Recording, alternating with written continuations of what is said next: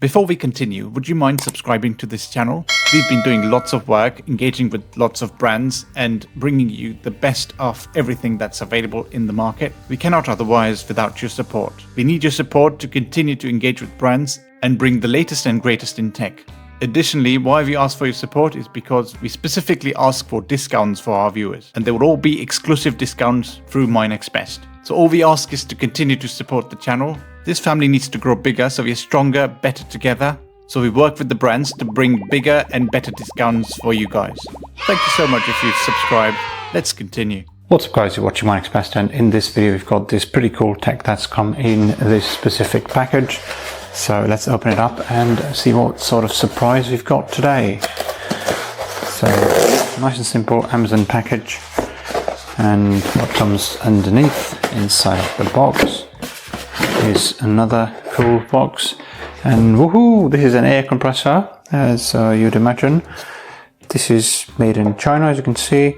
This is a Tyre Inflator and air compressor. So it can obviously inflate the tires of your cars, your bikes, your bicycles, your toys and stuff, your air beds, air mattresses, or your inflatable pools and stuff. So it's pretty conducive, quite useful in terms of the options and the capabilities that this offers. Over 7,000 milliamp hours battery capacity, so it will last pretty long. And this is how the box has arrived. ST-9632, that's the model. Air compressor, as it says, multifunctional, and this is PSI, bar, kPa, and kilograms per square centimeters. All these different units that are supported, as you can tell, and there are some pictures of the different types of products that it can support, and it can pretty much support literally every single thing. And we've been using Tyre inflators for years and years. This one's like a handheld wireless, so it doesn't require you to have like a car cigarette lighter connector. It's going to simply use a battery, which you just need to charge using a Type-C connector, and you're good to go. So let's open it up and see what we have in there. There's no seals or packages, but then obviously you just see the manufacturer information. It says Gold Reach Consulting Limited. We've heard about Gold Reach before, and I can't remember, in probably some other video, but Gold Reach Consulting, based in Manchester. And it does have another sticker which says YYBAO Tyre Inflator cordless 70 to 100 milliamp hours battery rechargeable car tire pump with LCD dual something, multifunctional car tire inflator and stuff like that. Can be used as a power bank as well. Alright, so opening the box, we obviously have the instruction manual, ST-9632C. Is that the same model that we had on the box? ST-9632, yeah, it's a ST-9632C, and all these pictures, of course. And the first instruction comes up in Chinese, so I'm going to quickly have a look around to see where is English. That's where it is. So portable car air pump. So there's a lot of focus at car, being a car air pump.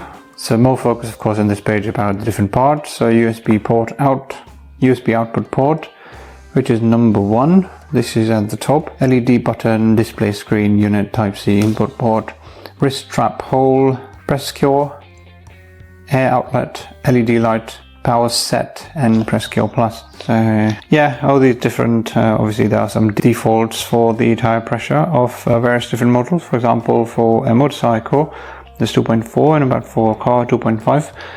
Some cars can have 2.8, some cars can also have a 3 bar. And then product specifications, 5 volts, 2 amps, 7.4 volts, max current 6 amps, and max inflation pressure 150 psi, LED illumination value 20 lms, plus minus 1.0 psi, quite accurate. Unit psi, bar, kPa, kilograms per square centimeters. And then inflating tube size 320 millimeters plus minus 10 millimeters. Working temperature minus 10 degrees to 85 degrees. So yeah, pretty slick. That's the product dimensions, of course, as you can see. Hopefully that's nice and visible.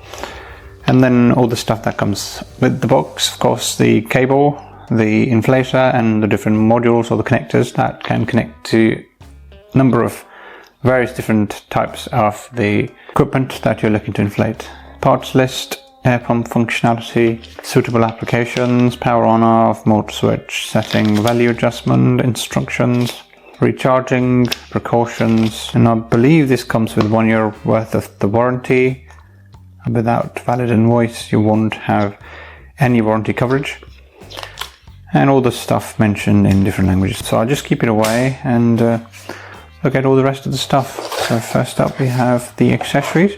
This is your Tyre Inflator. This looks pretty slick, premium. It's got the lock-in at the back, like you have with your manual air pumps for your bicycles, for instance. So this looks pretty good, quite premium. But it's the back end is a bit of a plastic, so I don't know how trustworthy this could be. But yeah, it's good to have that lock-in at the back. I've got a few of these, but you can also find spare parts should this get damaged or should something happen to this guy here. On the back of this one you have this connector that should connect to your air pump with that rounded nozzle and the cutouts, of course.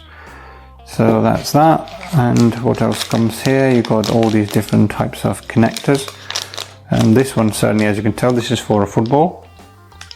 This one, yeah. And balloon for your cars, obviously there. And then there is all these different additional connectors for your earbud, I'd reckon, this one. But yeah, there's quite a few of these. Then there is the Type-C cable. How long is this one here? Let's check. This is about a meter long, 1 meter long cable. This is half a meter, of course. 1 meter long cable there. And there's the strap to, it's kind of a lanyard type thingy that should stick on, and you could probably use this to hang this to your shelf or what have you in your back garden, for instance. Alright, or in the car, of course. And then of course is this specific device. It's a bit heavy, as you can tell. And yeah, oh wow, that looks pretty nice. Got these buttons here, quite tactile, quite clicky buttons.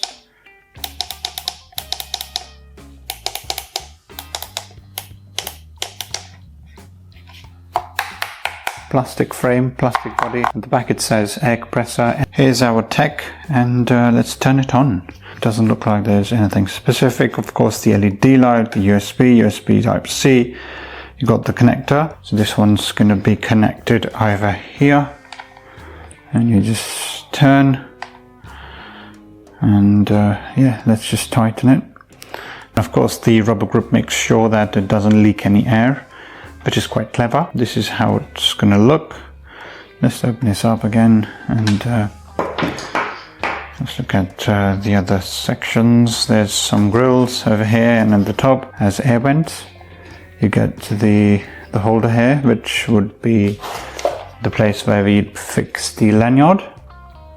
So maybe you could just do it right away. Nice and simple. There's your lanyard. So you can obviously hang it in your tool station or your like wall-mounted tool stack and stuff that you might have. But you've got your lanyard, of course, that is quite handy. What else you have? You have the LED. Let's turn on the LED. Let's see if this works. Let's press and hold. No, maybe it needs some charging. Let's see. Press and hold. Oh no, it's turned on. That's good. Let's turn on the LED. Yep, it's all turned on, and there's a bit of a modulation there. The red, and this the white light. Yeah, okay, so 4 modes. Battery's fully charged at about 190, it says. I don't know what this is for. So you can obviously change the different modes. Obviously you can see the mode button here. If I clicked on that, that would now take me to the car mode, which says 250. Maybe this is the PSI or 2.5 PSI. I'm going to click on motorbike, which is 2.1, and then 205 for the bike, 55 for a ball, football, basketball, and that kind of stuff here. So if I wanted to increase this to, let's say, 2.8, and then press on the power button again,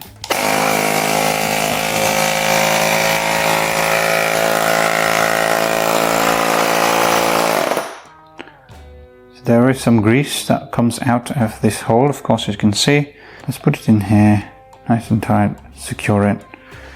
And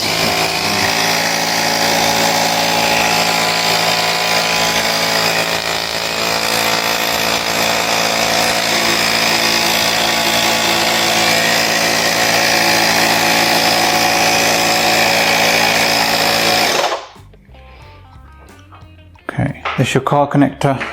Okay. And then if you wanted to swap to a motorbike, this is the same source. In fact, this is from where all this air is going to come out, and you just connect different connectors on top. I suppose there might be a way to adjust this, or maybe not. Okay, right, so I see. Okay, so you basically connect these modules to the front of this thing, I think. Let's give it a try, see if this works. Let's try the basketball or football option, see if there's a way to connect this guy. Oh right, okay, so this goes in, and when you lock it up from the back, then it stays nice and put intact, nice and hard, and then you obviously prick the football or what have you, and if you have to take it out, just open it up and pull it out. That's how it's going to work for any other module as well. So like this one, this goes in, push, lock it at the back, so it's not going to go anywhere, and then target your spot, and then connect it, of course, to the main Tyre Inflator unit, like so. And nice and tight, secured. Yeah, and then, oops, turned off. Automatically turns off. So,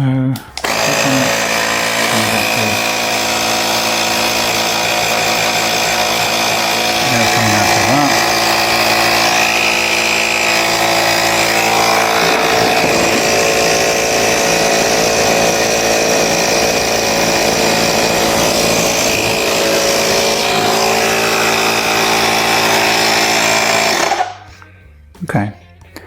Oh yeah, that's pretty useful. It just gives you enough space to play around to attach your module, and then once you're done, just pull it out and you are done, right? That's quite useful. So yeah, it's quite a useful piece of gadget. The only bit I am not sure of is whether this KPA changes at all.